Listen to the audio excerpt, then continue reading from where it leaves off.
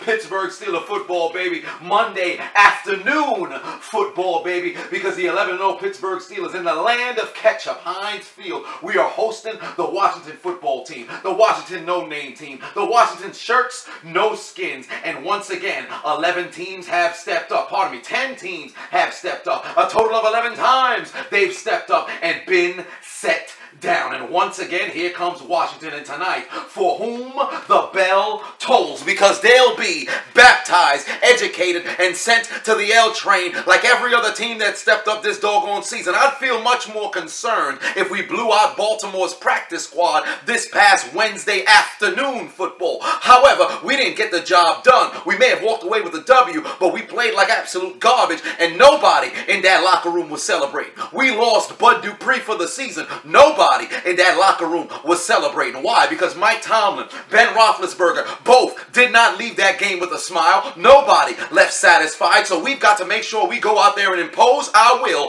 all over the football team. First and foremost, this game is going to be won and lost by our defense. Our offense have been kind of our weak link thus far this season, but this game will be won and lost by our defense. Why?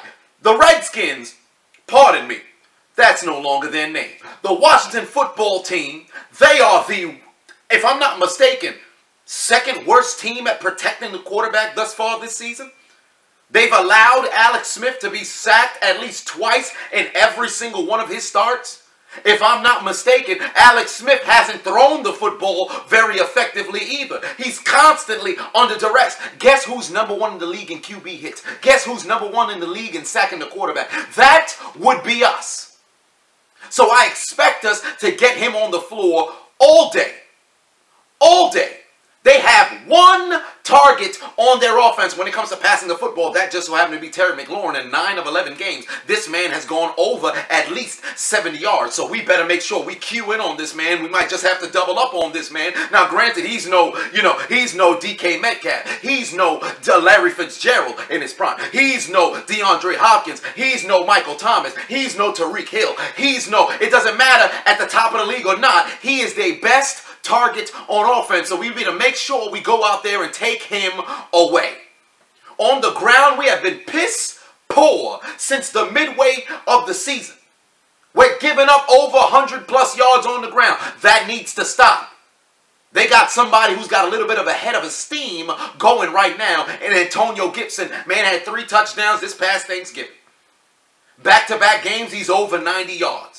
We've got to quell all of that momentum. On the offensive side of the ball, we cannot allow Washington to get after Ben. Last I checked, we lead the league in protecting the quarterback. We've only given up 10 sacks thus far this season. 4 consecutive games, Big Ben has not been put on the ground for a sack. Who's number 2 in sacks in the NFL? That being the Washington Shirts No Skins. Something's got to give. We've got the best offensive line protecting the quarterback. They've got the second best defensive line getting after the quarterback. We've got to make sure we leave protecting Ben.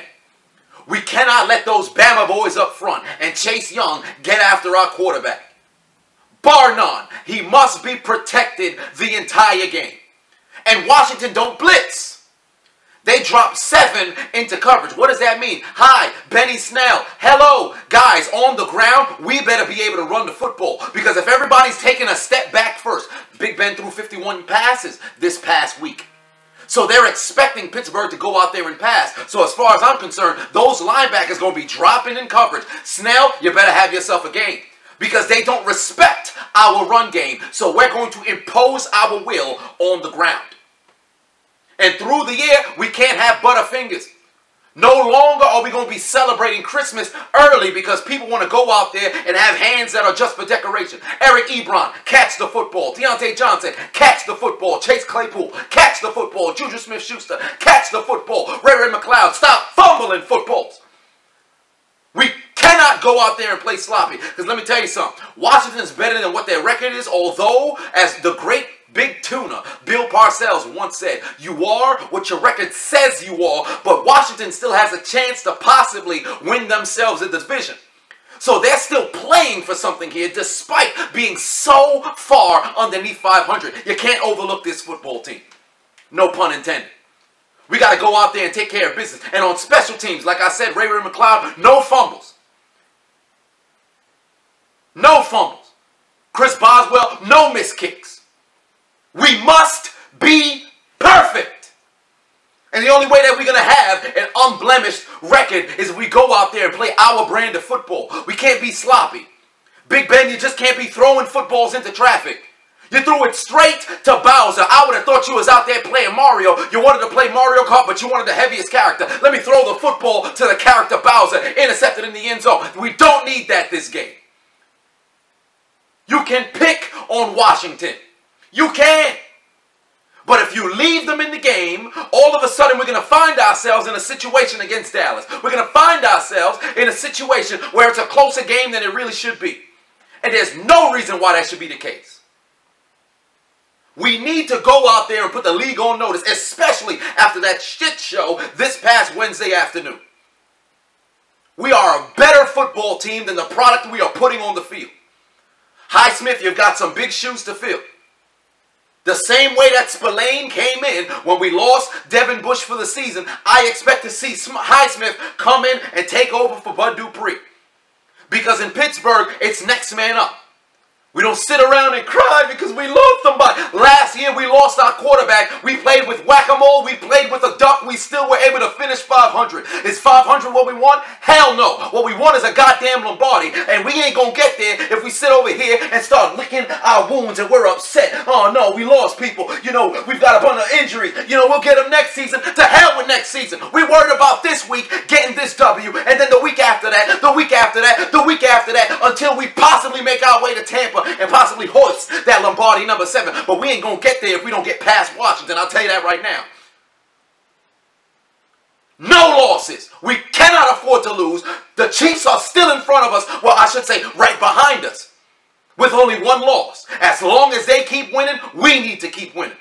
The word need. Washington has been off, not having to worry about practice. They've had moments to rest. They ain't played since Thanksgiving. We have been practicing since our Thanksgiving game was canceled. We ain't got no rest. It's a short week. We need the bye week because, damn it, we're not playing only for perfection. We're not only playing for a goddamn Lombardi. We playing to get rest because we ain't get an opportunity to lay down on our goddamn bed not having to worry about an upcoming game since the freaking preseason, and there was no preseason. So we got to take care of business this Monday, 5 p.m. in the land of ketchup, playing at home. I expect us to impose our will and walk away with an unblemished record. Everybody get your hands up in here. Steelers on 3, win on 6. 1, 2, 3, Steelers. 4, 5, 6, win. Get the job done, gentlemen. Get the job done. No more sloppy football.